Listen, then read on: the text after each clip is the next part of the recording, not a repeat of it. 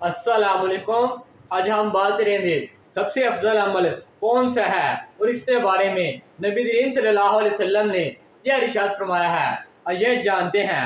मेरे और आप सबसे प्यारे नबी और अल्लाह के महबूब हज़रत मोहम्मद मुस्तफ़ा सल्लल्लाहु अलैहि वसल्लम ने फरमाया सबसे अफजल अमल नमाज में देर तक क़याम करना है। तो मेरी आपसे अपील है, आप जब भी नमाज पढ़ें आपको चाहिए आप ज़्यादा से ज़्यादा लंबे से लंबा क़याम करें। अगर आपको अल्लाह ताला ने सेहत दी है, आप ये अमल कर सकते हैं, फिर आपको चाहिए आप ये अमल ज़रूर करें। यह सबसे अफजल अमल है। और इसके साथ साथ ये बात ध्यान में रहे, अगर आप जुमात करा रहे हैं, आप इमाम हैं, फिर आपका ये फ़र्ज है आप पीछे वालों का भी ख्याल करें। क्यों? पीछे बुरे भी होते हैं, बच्चे भी होते हैं और कुछ लोग मरीज भी होते हैं, वो ज़्यादा देर तक खड़े नहीं हो सकते।